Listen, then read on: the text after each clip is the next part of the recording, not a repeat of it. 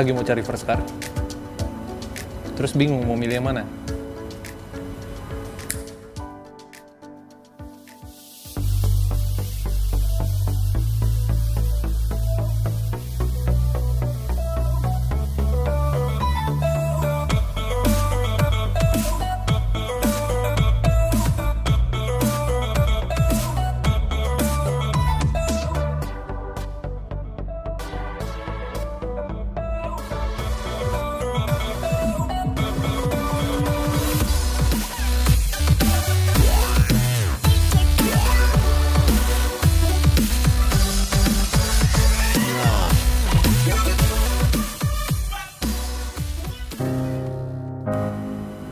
Yo guys, di sini Teguh and welcome to my channel.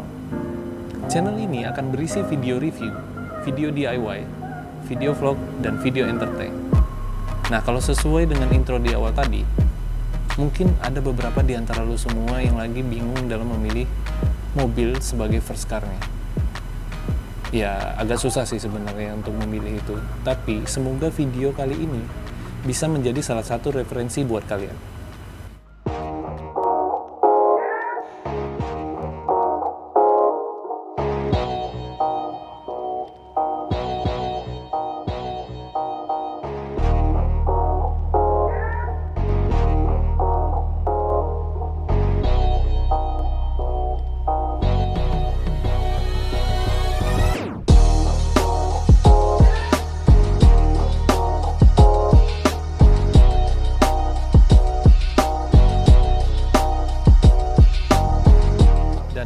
Ini adalah video review Runo Climber.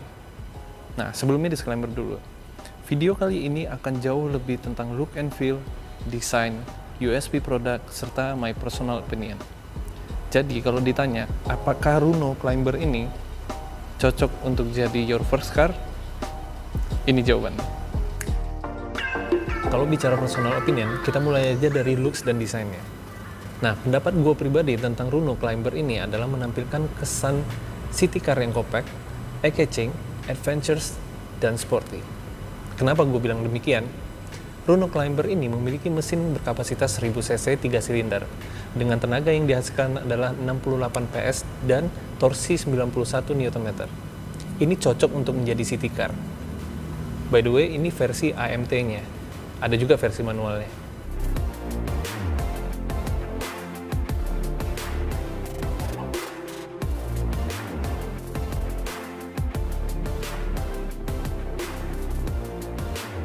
Nah, kenapa adventures? Gue pribadi ngelihat desain depan dari Runo Climber ini terlihat lebih gagah, lebih sporty. Kenapa? Karena grill yang berada di tengah dan logo Runo yang besar ada di tengah, serta tampilan dari lampu headlamp dan lampu DRL-nya ini. By the way, ini DRL ya. Ini versi facelift-nya. Sebelumnya memang ada versi pre-facelift-nya, tapi lampu headlamp-nya itu ada di sini. Nah, sekarang digantikan posisinya dengan lampu DRL yang di dalamnya memiliki lampu sen.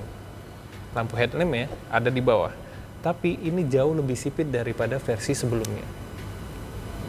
Terus, tambahan aksen atau bingkai hitam dilapisi dengan list berwarna orange. Ini menambah kesan lebih sporty-nya. Kalau dilihat ke bawah, itu juga ada aksen warna orange. Nah, selanjutnya kita masuk ke bagian samping nih. Ada beberapa poin yang menjadi daya tarik bagi gua terhadap Runo Climber ini. Yang pertama, aksen oranye. Hampir dari seluruh sisi dari Runo Climber ini terdapat aksen berwarna orange. Dan kebetulan dari sisi samping ini adalah spionnya. Itu yang pertama. Yang kedua, adanya roof rail. Untuk mobil sekelas ini, ada roof rail. Terus ada tulisan Climber. Dan ada side body molding berwarna hitam doff di bawah. Nah, kalau menurut gue, ini menjadi perpaduan yang menarik ya dari looks dan desainnya.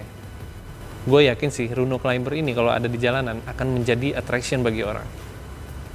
Dan tidak lupa pula, adanya sen di side fendernya.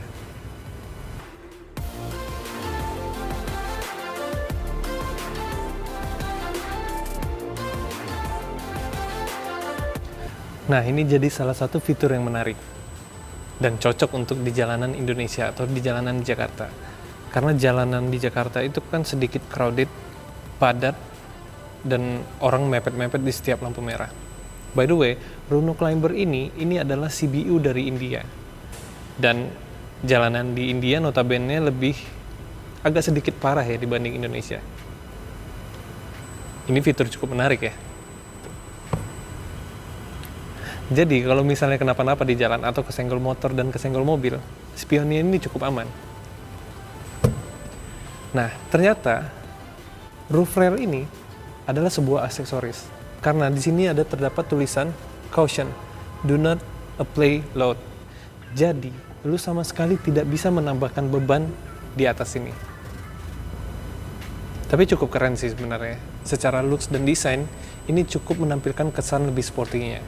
Dan, lagi-lagi, aksen orange, sama seperti yang tadi gue bilang, hampir di seluruh sisi dari Runo Climber ini terdapat aksen berwarna orange. Ini panjang banget ya.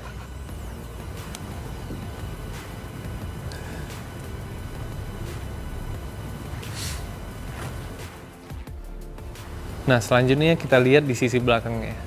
Secara keseluruhan tidak terdapat perubahan signifikan di Runo Climber versi facelift ini. Tapi, Runo Climber ini mendapatkan upgrade di rear lamp-nya.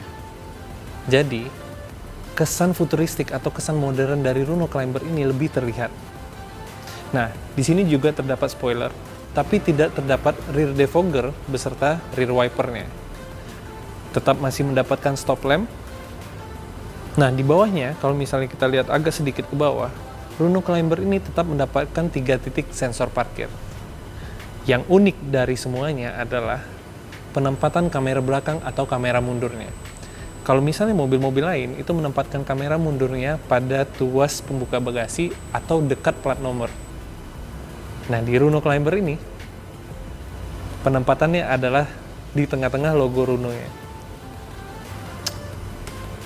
Cerdik sih ini.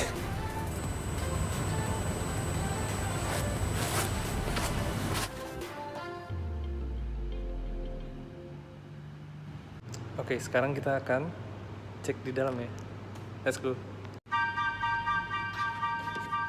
Gagangnya masih menggunakan tuas. Di sini ada lubang kuncinya juga. Nah, kita coba lihat ke bawah dulu. Untuk kursi ini ada reclining dan declining kontrolnya. Terus kalau untuk majuin mundurnya ada di sebelah sini, agak tersembunyi. Nah, di sini ada untuk membuka bensin, tutup bensin. Tutup bensinnya ada di sebelah sini ya. Terus lalu ada untuk buka bagasi. Jadi kontrol bensin dan kontrol bagasi ada di sini. Di sini untuk membuka kap mesin, tuas kap mesin. Ini untuk spion. Oke. Di pintunya sendiri ini juga ada armrestnya, terus ada cup holder, juga ada door pocketnya. Oke, sekarang kita masuk ke dalam Runo Climber.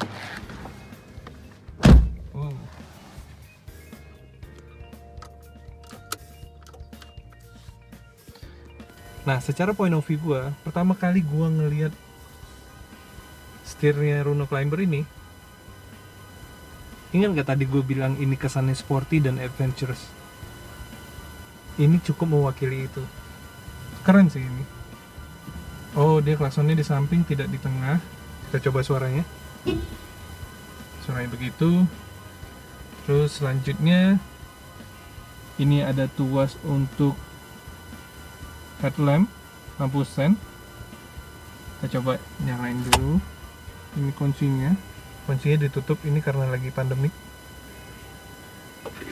Kita masukkan ke lubang kuncinya, lalu kita nyalain. Ini speedometernya digital, ada bar-bar digitalnya, keren sih. Oke, terus ini ada AC, lubang AC nya. Selanjutnya ini ada tuas wiper. Oke, ini untuk RPM. Sebelah sini untuk RPM. Di sini informasinya serba digital semua. Cukup keren sih. Ya, Runo Climber ini untuk city car oke. Untuk orang yang ya baru mempunyai mobil pertama, oke juga. Ini untuk head unitnya, ini untuk tombol navigasinya, bisa radio, telepon, media, pengaturannya semua ada di sini. Untuk volume tinggal dikecilkan dari sini. Dan ini juga support Android Auto dan Apple CarPlay. Selanjutnya kita ke bawah. Nah, di bawah ini terdapat untuk, oh ini power window-nya, tapi tidak auto ya. Ini untuk power lock, ini untuk power window sebelah kiri, dan ini untuk hazard. Nah, untuk konsol air conditioner-nya sendiri, ini ada cold dan hot, terus ada levelnya, pengaturan level, juga ada pengaturan arah orientasi sampai ke defogger. Oh. Di bawahnya ini ada power outlet, terus ada juga USB serta kabel aux, terus ada tray, pocket tray di sini. Ini ada pocket tray kecil juga. Nah, perbedaannya kalau dibandingkan dengan versi sebelumnya, transmisinya ada di sini. Kalau sekarang ini letaknya sudah di bawah. Terus kesininya ada handbrake di sini. Di sini juga bisa kalau misalnya mau taruh barang-barang, tapi tidak terlalu banyak karena bisa mengganggu handbrake-nya. So far itu. Di atasnya ini ada visornya, tapi belum ada mirrornya. Ini sudah support day and night. Terus di sini juga ada sun visor, tapi belum ada mirrornya. Terus ini lampu bacanya masih bohlam. Oke, so far kalau menurut personal impression atau penilaian pribadi gue, ini mobil tidak terlalu kecil. Ya, buktinya gue sendiri juga cukup di sini, tidak merasa sempit. Dan ini mungkin sudah oke lah, ini sudah posisinya yang cukup buat gue. So far enak sih, tidak terlalu kecil. Tidak seperti kalau lu lihat dari luar ini kayak mobilnya kecil, tapi dalamnya enggak sih. Oke. Nah, yang agak sedikit bikin keren itu adalah, sebentar nunggu fokus dulu. Iya. Nih, desain dari joknya. Ini bahan fabric sih ya. Tapi dia punya tekstur seperti ini, terus ditambah aksen oranye lagi. Bukan cuma di luar, tapi di dalam. Dan kalau lu lihat, gue baru sadar sih karena ngeliat ini, ternyata di setiap pintunya ini juga diberikan aksen oranye. Jadi memang Runo Climber ini lebih konsisten ya. Funky, sporty, adventure, cocok untuk city car, dan pasti bikin attraction bagi orang. Ini keren sih. Ada tulisan Climbernya lagi di tengah. Agak-agak mahal gitu kesannya.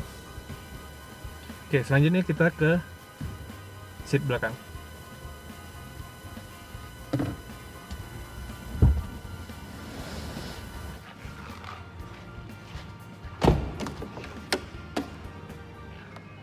Nah, di bagian pintunya sendiri terdapat lagi aksen oranye. Aksen oranye ini memperlihatkan kekonsistenan dari Runo Climber ini. Ya, barusan gue terlihat ini ya, di semua sisi, hampir di semua sisi. Terus juga ada armrest, ini power window-nya, handle pembuka pintunya masih bentuknya biasa, tapi ini sudah dipadu warna chrome. Oh ya, by the way, ini berubah ya. Kalau versi sebelumnya, Runo Climber ini memiliki power window yang tapi terpisah tempatnya di sebelah sini. Nah, ini sekarang udah disatukan bersama armrestnya. Jauh lebih oke.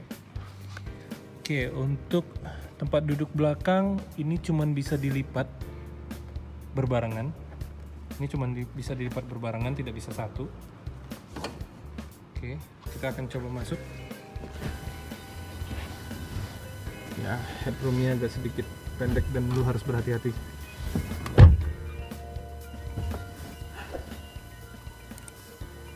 Mau tahu impression gue? Ini agak miring kameranya. Mau tahu personal thoughts gue nggak? Ternyata tidak begitu sempit, men. Asli. Nah, ini kalau gue lihat dengan posisi normal gue tadi yang sudah di-adjust, gue masih menyisakan 3 ruas jari. Oke lah. Ya, kaki gua tidak terlalu sempit di sini, dan kalau gua nyantai, ya oke. Lebih terasa nyaman karena ada armrestnya juga di sini. Ya, ini headroomnya tidak ada apa-apanya. Ini cuma ada pegangan dan ini fix, tidak bisa dibuka-buka. Terus, ya di sini masih ada safety belt nih, dan tertutup rapi ya safety beltnya. Terus ini tidak ada front seat pocket. Di sini juga tidak ada front seat pocket. Air conditioner-nya cuma ada dari depan. Ya, overall ini mobil sebenarnya benar-benar compact. Oh, oke. Tadi grafis atau desain kursinya tadi itu kan di depan sudah dilihat. Nah, ini ternyata sampai ke belakang, tapi tidak ada tulisan climbernya di sini. Nah, terus ini fitur menarik nih, adanya armrest di tengah. Oke ya, maksudnya mobil seperti ini kayaknya jarang ada armrest di tengahnya ya. Oke, nggak terlalu sempit, enak. Dan ini secara looks kalau lu ngelihat kabin depannya. Oke. Itu kelihatan Twizy. Next, gua akan review Twizy. Atau kita bawa test drive. Oh ya, by the way, mungkin ada pertanyaan dari lo semua. Kenapa sih gua nge-review kemarin Runo Triber, terus sekarang Runo Climber, tapi belum ada test drive-nya? Mungkin nanti gua akan mencoba mengajukan apakah gue bisa membawa Runo Climber atau Runo Triber untuk test drive. Ya, we'll see. Nantikan aja di channel ini. Oke, gue rasa sudah cukup karena tidak ada lagi yang bisa diangkat di video ini. Coba kita lihat di belakang. By the way, ini gue lampunya mobile banget. Oh, ada power outlet di situ. Set, kelihatan? Di sini ada power outlet. Jadi kalau lu ngecas bisa dari belakang sini. Cuman ada di sebelah situ, di sebelah sini tidak ada. Nah, selanjutnya sebelum kita ke tempat duduk penumpang di depan, kita lihat dulu ke belakangnya. Oke, selanjutnya kita akan melihat bagasi belakang. Cara membuka bagasinya dengan menggunakan kunci. Bisa aja dengan menggunakan tuas yang ada di driver seat tadi.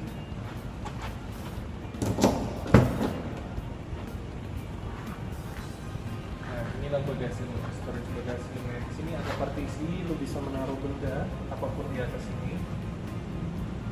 Oh, ini bisa dibuka. Terus kita lihat ke bawah. Oke, ternyata bagasinya cukup luas.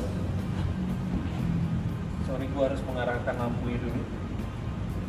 Di sebelah sini juga terlihat luas. Oke. Di bawah sini itu ada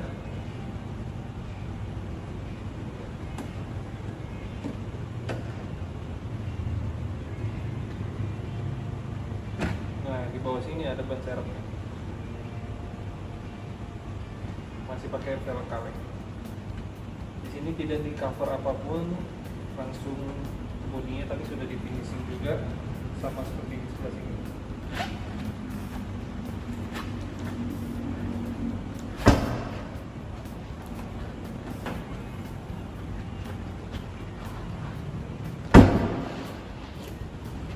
Oke, selanjutnya kita ke tempat duduk penumpang yang ada di depan. Oke, sekarang kita berada di kursi depan penumpang. Nah, ini hampir sama di semua sisi, bahwasannya mereka memiliki konsistensi list berwarna orange. Terus tuasnya sudah diberi warna chrome dan ada armrest. Ke bawahnya ada door pocket beserta cup holder. Oke, kita akan masuk. Nah, based on my point of view, yang pertama kali gue lihat di sini adalah tulisan Quid besar, terus juga ada airbag. Jadi Runo Climber facelift ini sudah mendapatkan 2 airbag, pertama di driver seat, yang kedua di tempat duduk penumpang. Ini tadi kita sudah bahas sun visornya, tapi tidak ada mirrornya. Di sini ada laci, cukup luas, tidak seperti Triber bahwasannya ini bisa jadi full box, tapi di Runo Climber ini tidak bisa. Terus ada kontrol AC-nya. Yes, itu adalah video review singkat gua. Nah, yang gue bahas itu jauh lebih ke looks dan feel-nya. Nah, ini sebenarnya balik ke diri lu masing-masing, tapi based on my reviews, mobil ini cocok untuk jadi mobil pertama. Karena desainnya oke, looks-nya oke, secara feel-nya gue di dalam tadi ya oke lah. Walaupun dari luar itu terlihat kecil, tapi ternyata di dalam enggak. So, gue bisa mention kalau mobil ini memang cocok untuk jadi first car. Ya, inilah video review singkat gue. Like video ini kalau lu suka. Kalau ada pertanyaan, silahkan isi di kolom komentar di bawah. Bantu perkembangan channel ini dengan cara subscribe dan share ke teman-teman lu kalau misalnya lu rasa video ini bermanfaat. Jangan lupa nyalakan bel notifikasinya sehingga lu tidak ketinggalan video-video terupdate dari channel ini. So, until next time, Teguh out.